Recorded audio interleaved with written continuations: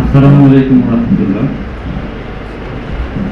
Health and pure wellness পরিবার থেকে আপনাদের সবাইকে স্বাগত। আমি আপনাদের সাথে আছি হোমিওপ্যাথিক ফিজিশিয়ান মোহাম্মদ আহমদ ইসলাম। আমাদের এই প্রোগ্রামটা খুবই ছোট্ট একটা প্রোগ্রাম, খুব ছোট্ট আয়োজন, অনেক ত্রুটি বিচ্যুতি আছে আমাদের। আশা করি সবাই ক্ষমা সুন্দর দৃষ্টিতে দেখবে। আপনাদের আপ্যায়ন সবকিছুরই আমাদের ত্রুটি আছে, তো সবাই ক্ষমা সুন্দর দৃষ্টিতে দেখবেন। একই সাথে আমি কৃতজ্ঞতা স্বীকার করছি মডেল হোমিও কমপ্লেক্সের, যেনারা আমাদের এই প্রোগ্রামটাকে পরিচালনা, সহযোগিতা, আর্থিক সহযোগিতা এবং শারীরিক মানসিক সব দিক দিয়ে সহযোগিতা করছে। এই পর্যায়ে আমরা এখন গর্ভাবস্থায় হোমিওপ্যাথি চিকিৎসার প্রয়োজনীয়তা এই বিষয়ে আলোচনায় যাব। আলোচনা করছেন ডাক্তার আব্দুল মুতালেব। আসসালামু আলাইকুম, শুভেচ্ছা সবাইকে। আজকের এই সুন্দর আসরে হোমিওপ্যাথি আড্ডা অনুষ্ঠানে আসতে পেরে আমি সত্যিই আনন্দিত ও গর্বিত।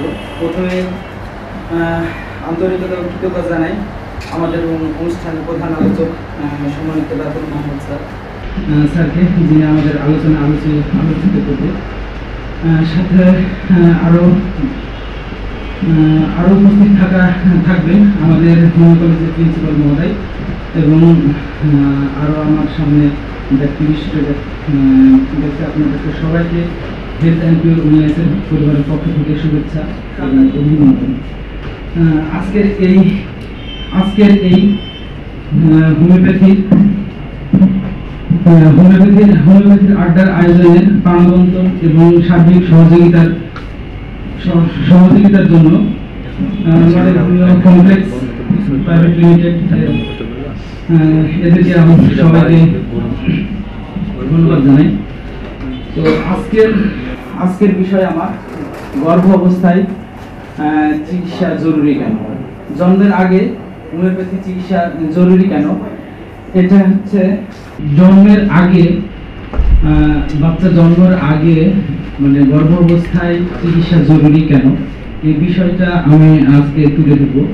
তো এই বিষয়ে জনসাধারণ যারা, তারা হতবাক হওয়ার কিছুই নাই। আবার কথাকথিত কিছু হোমিও ডাক্তার আছে, তাদেরকেও নাক শিক্ষণের বিষয় নাই। আজকে আমাদের এই হোমিওপ্যাথি আড্ডাতে গর্ভ অবস্থায় চিকিৎসার বিশেষ জোর দাবি করব। কারণ হচ্ছে কিছু ডাক্তার আছে যে তারা মনে করে যে সবই তারা জানে। তার আগে এই প্রসঙ্গে আমি আরেকটু কথা বলে নিই। হোমিওপ্যাথিটা বিজ্ঞান, এটা বিজ্ঞান যখন হয় তখন প্রকাশিত হয়ে যায়, মানে তখন আর লুকানোর কিছু থাকে না। তো লুকানোর কিছু থাকে না, যেমন আমি একটা জিনিস যদি আবিষ্কার করি, সেই বিষয়টা যদি আমি এখানে যত ফর্মুলা বা যত রুলস আছে, আমি এই রুলসটা এই পৃথিবীর এই প্রান্তরে আমি ঘটনা ঘটাইছি, ঠিক এই একই রুলসে একই ফর্মুলাতে আমি পৃথিবীর ওই প্রান্তরে যদি ঘটানো হয় তাহলে তারা বিজ্ঞান। আর যদি এটা না হয় তাহলে তারা বিজ্ঞান হতে পারে না। তাহলে আমি যখন পৃথিবীর ওই প্রান্তরে আমি বিষয়টা প্রকাশ করছি, তখন তো আমার ওখানে আর লুকানোর কিছু নাই।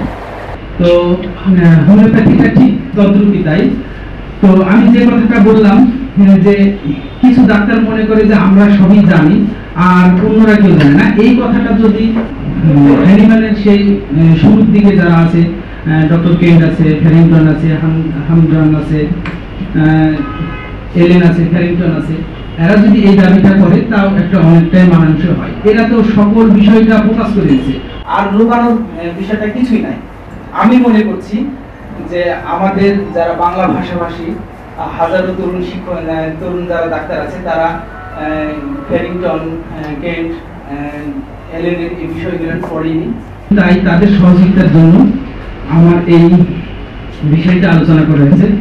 তো বিজ্ঞানের একটা পরিভাষাতে আছে প্রিন্যাটাল ডায়াগনোসিস, যার অর্থ হচ্ছে আধুনিক বিজ্ঞানের একটা কথা আছে, যেটা জন্মানোর আগেই ভ্রূণের ত্রুটিপূর্ণ আধুনিক কোনো পরীক্ষা নিরীক্ষার মাধ্যমে চিকিৎসা। তো বিজ্ঞান এখন অনেক উন্নতি হয়েছে, যা আমরা বাচ্চা ভূমিষ্ঠ হওয়ার আগেই আমরা বুঝতে পারি যে কোন জিনের গত সমস্যা আছে। তো বিজ্ঞান পরিবর্তিত সত্য কথা কেমন, আজকে বিজ্ঞান যেটা পাইছে কিছুদিন পরে সেটা পরিবর্তন হয়ে গেছে। আর আমাদের হোমিওপ্যাথির এমন একটা বিষয় দেখেন, অন্যপ্যাথির অনেক ওষুধ কিন্তু ব্যান হয়ে গেছে, যে এটা আগে চলতো এখন আর চলে না। আমাদের হোমিওপ্যাথির একটা দেখেন কি মজেজা আল্লাহ দিয়েছে, যে আমাদের হোমিওপ্যাথি আজ পর্যন্ত কোনো ওষুধ ব্যান হয়নি, কোনো ওষুধ ব্যান হয়নি। এবং তারও পাশাপাশি আমি আরেকটু বলি যে বিজ্ঞান যতই পরিবর্তন হচ্ছে, প্রত্যেকটা ধাপে ধাপে হোমিওপ্যাথিটা তার দেখেন হ্যানিম্যানের প্রায় 200 বছর প্রায় ক্রস করছে। 200 বছরে তার দূরদৃষ্টি কতখানি সেটা বোঝাই যাচ্ছে। আমি মূর্খের মতো অহংকার করছি না, অথবা মূর্খের মতো অবিবেচক কথা বলছি না। হোমিওপ্যাথি একটা দর্শন, যেটা ফিলোসফি, কেমিস্ট্রি এবং ম্যাথমেটিক্স দ্বারা ব্যাখ্যা করা সম্ভব না। এটা ব্যাখ্যা করতে হলে দর্শনের মাধ্যমেই ব্যাখ্যা করতে হবে। তো আমি বিশ্বাস অবিশ্বাসের বিষয়টাও আমি এড়িয়ে চলছি। হোমিওপ্যাথিটা তার জন্মের শুরু থেকেই হাসি ঠাট্টার মধ্যে বিতর্ক আছে। কিছু শ্রেণীর মানুষেরা আছে, এর যদি কারণ আপনারা দর্শান্ত যায় তাহলে অনেক কারণ আছে। তার মধ্যে আমি উল্লেখযোগ্য কিছু কথা বলি। তার মধ্যে আমরা উল্লেখযোগ্য কিছু কথা হলো, যে কোনো চিকিৎসার শুরুতেই আমরা বংশগতভাবে টানাটানি করি। হ্যাঁ, যেমন আমি একটা উদাহরণ দিই, যে গতকালকে একটা বাচ্চা বৃষ্টিতে ভিজছে, হঠাৎ তার জ্বর সর্দি কাশি, সেই ক্ষেত্রে কেন আমরা 3 পুরুষ নিয়ে টানাটানি করবো? আরো যদি বলি, ছেলেটি টনসিলে ব্যথায় আক্রান্ত হয়েছে, তো এটা সিজনাল চেঞ্জের কারণে অনেক সময় হয়ে থাকে, তারপর আমরা একে বংশিক বিষয়ে টানাটানি করছি কেন? আর একটু বলি, আর এই ছেলেটি যদি বেশি পানি ঘাটে বা পুকুরে গোসল করে, তাহলে চোখটা দেখা গেল যে জবা ফুলের মতো লাল হয়ে যায়। চক্ষু বিশেষজ্ঞরা বলেছে যে এটা হাওয়ার অ্যালার্জি, এটা কমে যায় কিন্তু পরবর্তীতে আবার এই জিনিসটা তৈরি হয়। তো আমরা যখন হোমিও ডাক্তারের কাছে আসি, তখন আমরা বংশগতভাবে ক্যান্সারের ইতিহাস আছে কিনা সেই বিষয়টা আমরা দেখি। 1.5 বছর বয়স হয়ে গেছে, কিন্তু বাচ্চাটা এখনো সে হাঁটতে শিখেনি, কথা বলতে শিখেনি। এই বিষয়ে আমরা হোমিও ডাক্তারের কাছে যখন যাই, তখন অবশ্যই জানতে চাই যে তাদের পরিবারের রোগ বিষয়ে। তো আরো যদি কিছু বলতে চাই, তাহলে 6 বছর হয়েছে একটি দাম্পত্যের, তারপরও বাচ্চা হচ্ছে না, কেন হচ্ছে না? এই বিষয়টা আমরা যদি জানতে চাই, তাহলে পরে ডাক্তারের কাছে গেলেই তখন বলবে যে তাদের পরিবারে তাদের বংশগতভাবে নিঃসন্তান আছে কিনা, বা আপনার হচ্ছে দেরিতে বাচ্চা নিয়েছে কিনা, ঠিক এরকম ঠিকভাবে। তো আমি এই বিষয় গেলাম, আমি যে কয়েকটা কথা বললাম, এটা আমি আধুনিক বিজ্ঞানের মাধ্যমে ব্যাখ্যা দেওয়ার চেষ্টা করব। গতকালকে যে বৃষ্টিতে ভিজছে, সেই শিশুটা কেন জ্বর সর্দি কাশি কোনটা হলো না কেন? এর উত্তরে যদি আমরা বলি, তাহলে আমি শুরুতেই আমি আরেকটু বলবো এটা, যে আমরা বংশগতভাবে শুধু সম্পত্তি পাই না অন্যান্য কিছু পাই? আমরা তো সবকিছুই পাবো, তাই না? বংশ থেকে তো শুধু সম্পত্তির ভাগ নেব, সুখ দুঃখের ভাগ নেব না। আপনার বাবার যদি শত্রু থাকে, শত্রুর ভাগটাও আপনাকে নিতে হবে, তাই না? তাহলে আপনি অসুস্থতা যদি হন, আপনার বংশ যদি অসুস্থতা থাকে, তাহলে আপনি তার ভাগ নেবেন না কেন? অবশ্যই আপনাকে নিতে হবে।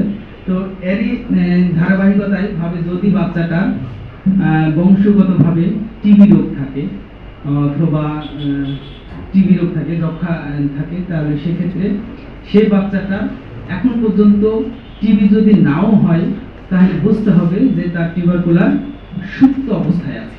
সে সুপ্ত অবস্থায় থাকার কারণে এই সহজে সর্দি কাশি লাগে। দ্বিতীয় প্রশ্নটা দ্বিতীয় যে কথাটা সেটা হলো যে ছেলেটি টনসিলের ব্যথায় ভুগছে, এটা সিজনালের চেঞ্জের কারণে হয়ে থাকে। তো সিজনালের কারণে হয়ে থাকে। মেন্ডেলের দুইটি কথা আছে, একটা হচ্ছে প্রত্যয় আর একটা হচ্ছে প্রচ্ছন্ন গুণ সম্পন্ন। তো হোমিওপ্যাথি ঠিক তার এই চিন্তাধারার উপরই প্রতিষ্ঠিত হয়ে আছে। আর ছেলেটি যে আগে 3 নম্বর প্রশ্নের কথাটা বলি, ছেলেটি যে বেশি পরিমাণে পানি ঘাটলে অথবা পুকুরে গোসল করলে জবা ফুলের মতো মানে লাল হয়ে যায়। চক্ষু বিশেষজ্ঞরা তো অ্যালার্জির কথাটা বলেছে, হ্যাঁ আমি অবশ্যই মেনে নিচ্ছি এটা অ্যালার্জির ক্ষমতা ততটুকু আছে, কিন্তু বারে বারে যদি এটা ব্যাক আসে তাহলে তারা অ্যালার্জিটা না, তাদের বংশগতভাবে রোগ প্রতিরোধ ক্ষমতাটা কমই আছে, মানে টিউবারকুলিনা মাইজমের মধ্যে এই বাচ্চাটা আছে। তো আমি এই প্রসঙ্গে আর মানে বিস্তারিত যাচ্ছি না, আমার আরো কথা আছে। যে আমি মেন্ডেলের কথাটা যেটা বললাম, মেন্ডেল কিন্তু ওই জিনের কথাটা আবিষ্কার করেনি বা বলেও যায়নি, ধারাবাহিকতার কথাটা বলে গেছে, বংশগত ধারাবাহিকতার কথাটা বলে গেছে। তা বিজ্ঞানভাবে যখন জিনের অগ্রগতিটা চালু করে তখন তাকে মেন্ডেলকে ফাদার অফ জেনেটিক সায়েন্স বলে। তাহলে আমরা এখানে বুঝতেই পারছি যে জেনেটিকের কারণে আমাদের বাচ্চার মা বাবার বিষয়টা নিয়ে আসছে। আমি জেনেটিকের বিষয়ে আমি এগোচ্ছি না, বা জিনের বিষয়ে আমি এগোচ্ছি না। জিনের বিষয়ে আমাদের থেকে আপনারা আরো বেশি ভালো বুঝেন, তো আমি ওই দিকে যাচ্ছি না। আমি যতটুকু বলছি, দেখেন আরো একটা কথা বলি, সেটা হলো যে আমাদের হোমিওপ্যাথি যখন আবিষ্কার হয়নি তার আগেও কিন্তু মায়াজম ছিল। আর মায়াজম বিষয়ে মায়াজম যখন আবিষ্কৃত হলো, তাহলে মায়াজম বিষয়ে যখন আবিষ্কার হলো তখন আমরা মায়াজমিক পদ্ধতিভাবে চিকিৎসা করে এই সকল সমস্যার সমাধান করতে পারি। আর জিনের মধ্যে যেটা জিনের মধ্যে ক্রোমোজোমের মাধ্যমে বিজ্ঞানীরা গবেষণা নতুনভাবে মাত্রা পেল। আজ আমরা জানতে পেরেছি বংশগতভাবে অসুস্থতার জিন ভূমিকা অপরিসীম। এখন এই জিনগুলো শনাক্ত করা যাচ্ছে এবং শনাক্তের বিষয়ে সমস্যার সমাধানও করা যাচ্ছে। তো এই খুশিতে আমরা যারা হোমিও ডাক্তার আছি, তারা যদি মনে করি যে অর্গানো নিয়ে সব আছে, ম্যাটারনিটিতে সব আছে, আমাদের আর চিন্তা ভাবনা করা লাগবে না, আমি এটা বলবো না। আমি বলবো বিজ্ঞানীদের কাজ করুক আর আমরা আমাদের কাজ করুক।